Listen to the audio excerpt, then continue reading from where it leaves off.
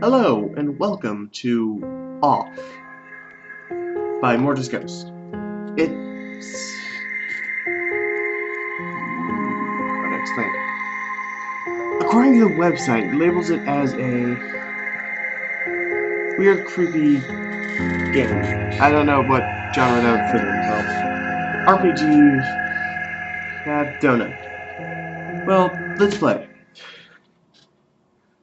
If this text is hard to read, please exit the game and install the font files in the game's folder. I'm good.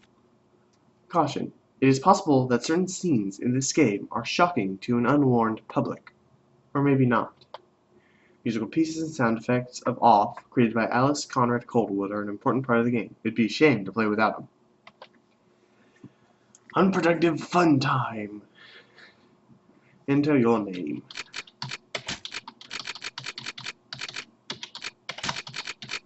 Hun. Yo. Your name is Hunyul. Hunyul, correct? Yes. I'm a boy. Alright. Welcome, Hunyul. You've been assigned to a being called the Battler. The Battler has an important mission. Be sure that it's accomplished. We will let you out in Zone 0. Good luck. For more information, find the one called the Judge. Curse you, Windows 8! Off.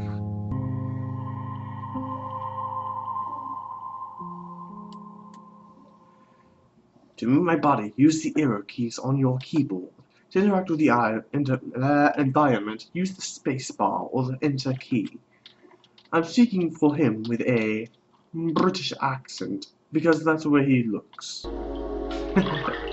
Zone 0.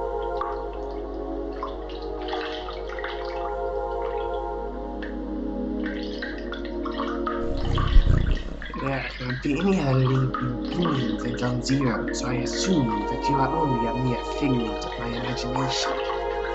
Nevertheless, I will introduce myself. I am the Judge, and I am aching to know your name, dear illusory interlocutor. I'm Battler. I've been assigned to a sacred mission. This is a pleasure. However, it is not the puppet I am addressing, but the puppeteer controlling it. What is your name, dear puppeteer? His name is Hunyul. He can't talk to us. And what's this I'm doing right now? I'm talking for you. However, he can hear and see everything. Even though you are too, but an inexistent apparition in my eyes, it is to be said that I am delighted to meet you as well, dear Hunyul. Why, thank you. I believe we are needed in your services. Many people are in need of my services, you know. Everybody loves cats. That's the richest cats I've ever seen. We rub ourselves against their legs and purr in that most insistent manner. They adore that. I'm not talking about that kind of help. I see. But what sort of service could I offer to an ectoplasmic entity? I have a sacred mission to fulfill. I must purify the world. Oh boy, that's really... yeah, whatever. There's no objective more laudable than yours. I accept to serve you as a guide through this area, if it is of any help to you. Thanks. Now we walk. Now we walk right, now we walk left, now we walk forward. Quite peculiar. Okay, let's see. 448287C. Should probably take that down somewhere. Oh no. What is this? Chest? Let's see this. A luck ticket has been found. Now, what's in here? What is this? It's impossible to get around this obstacle. Okay, Judge. Allow me to enforce that I find you quite tangible for a phantasmagorical being. Might you be in fact a creature of flesh and blood? I think so, yes. So I've been mistaken from the beginning. You cannot even interrupt me in my deleted phantasms. This is relatively bizarre, I must say, for you are the first living being I have been given a chance to encounter in this loop. I had in fact concluded that Zone Zero was an empty land. Obviously, I was misled. However, there exists other zones, and in those territories, the risk of hostile individuals attacking you in the most violent manner is quite high. Your sacred mission will likely lead you to these lands. Would you like me to teach you the art of violent confrontation? Combat tutorial. Yes. Purification in progress. This here is the battle screen. You can observe and you will find yourself placed in the right hand of the screen. Your opponent, however, in this case yours truly, will be located on the left, the correct place for a single combat. At the beginning of the combat, you will be confronted with a choice. You either have to decide whether to attack, auto, or flee. Attack naturally permits you to engage the fight in classical fashion. If auto is your decision, the computer will make the strategic choice in your place, making you simply a spectator. Finally, flee, as its name indicates, is the option of the coward. I default to this alternative. But now is the time for the offense. Choose attack, select the battler, and choose attack anew to off me with your bat. Do not utilize the auto function. The computer will not hold back, and I will take the risk of dying, taking my secrets with me to the grave. I kinda wanna do it, but I kinda don't. Excellent, dear sworded companion. You must consider the fact that the battlers and the enemy's level determine the impact of your assaults. It is possible that you or your adversaries could avoid the barrage of attacks that will throw each other with surroundings. On occasion, your cast iron will get you a critical hit, which will cause teeth to fly in hoops. But let us move on. If you are willing to, you may have noticed that when you chose to attack the first time after you selected the battle, a new window opened itself on the lower right hand of the screen. There you have the choice between 4 new options. Attack leads to a likely soul stroke against a likely soul adversary. Competence allows you to use one of your special skills. Objects will grant you the access to the items you're currently carrying. Same difference. Finally, you have the choice yet again, the opportunity to flee. But remember, that solely the battler is responsible for that option in this personal menu. How about trying to utilize an object? Take this luck ticket and use it on the battler's person with gratitude. A luck ticket has been found.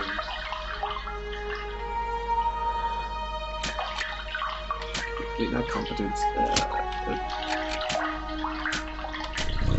Impeccable. Your mastery of battle borders on brilliancy, my friend. And your alliteration, not bad as well. My friend, but there is one thing we have not yet addressed. I am of course talking about competences. They are generally, in layman's terms, special moves. They can trigger a surprising effect. They may induce a resurgence of health points, or may be in themselves powerful attacks. Nevertheless, know this: any use of competence leads to the consumption of competence points, CP. So I ask you that you use these skills sparingly. Once your CP is completely consumed, it will be impossible to carry out heavy assaults, in which happens to cross swords with a tougher opponent before being able to get some CP. Victory will be uncertain. Right now, but try it right away. Choose competence, and then try using a wide angle, which will allow you to analyze your enemy. I'm assuming that text instead of wide angle hit, whatever. The Judge, an odd appearing cryptic cat. HP 300, CP 30. No weaknesses, resistance. You now know not only all about me, but also the art of combat. About the wide angle, know that its analysis will always be based on the start of the battle. Thus, it may accidentally analyze adversaries that you've already knocked out a long time ago. The confrontation ends, theoretically, when the health point of all your team, or all your opponents, fall to 0. Take good care of your health if you want a successful career in purification. From now on, you will be ready to crush all mental obstacles that get in your way of your luminous missions,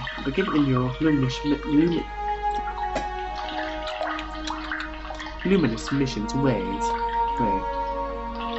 Well, supposing your intelligence is on the same level with your undeniable capability of dealing bat blows to an innocent cat. But be it as it may, your training has not reached its end yet. Let me ask you the following, if you want me to still be as your guide. Whatever. Oh, joy. Ah, yes, to pass here, you need to use your cerebral organs. You know, the one bathing flabbily in your tired cranium. I believe those floating blocks correspond with the symbol you can see on the wall in some way or another. Okay, yeah, I see it. I think I know what to do. God, I wish there was a spring button. Okay, 448. Wait, what? 44828 seconds. What? Okay.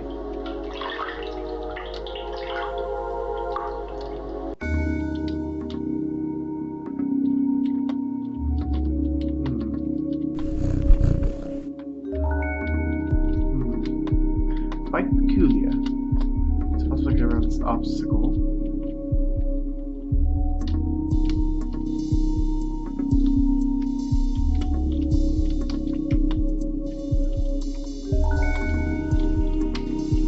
There we go, I see now. 1, 2, 6. Okay, turn it.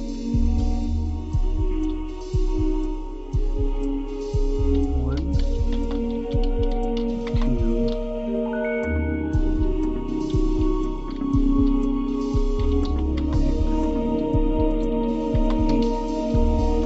2, 3. Okay. Oh, joy. After all that exertion, the eagerly awaited recompense makes its entrance to the scene. Oh hey, the door's open again. Silver flesh. Oh, now this one for it. 44827C.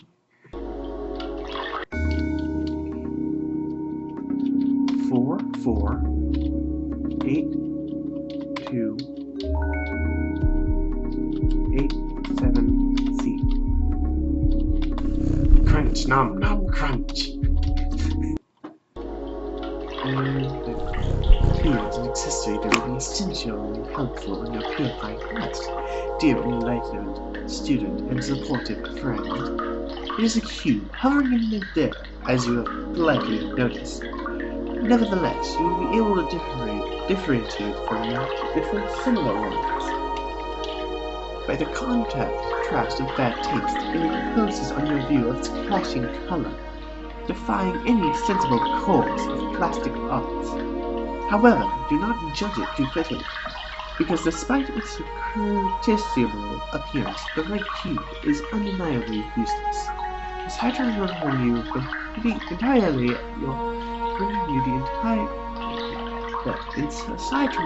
the entirety of your health and competence points, it is capable of saving your progress and sending you to the nothingness. The nothingness is the limit of transition outside space itself, where you can travel from one point to another at the speed of light.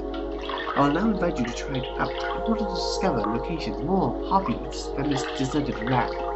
Open your wings, my dear companion, and hurry away towards the following zones without hesitation. Your only enemy is the fear that will grab you. Okay, do not worry, I too travel a lot through the different zones of the world. We will really meet one another eventually without a doubt. Ah, by the by, take this.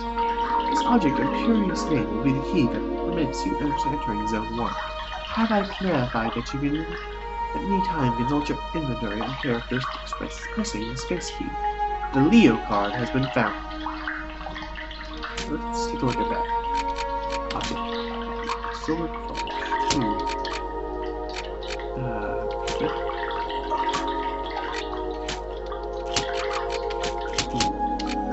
That is... Wait, what? Well, whatever. Health points and competence points completely restored. Save game.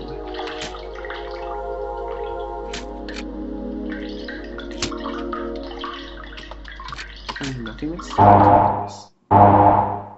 Well, what? Okay. World map. Huh. Well, that's quite peculiar. And that's where we ended up.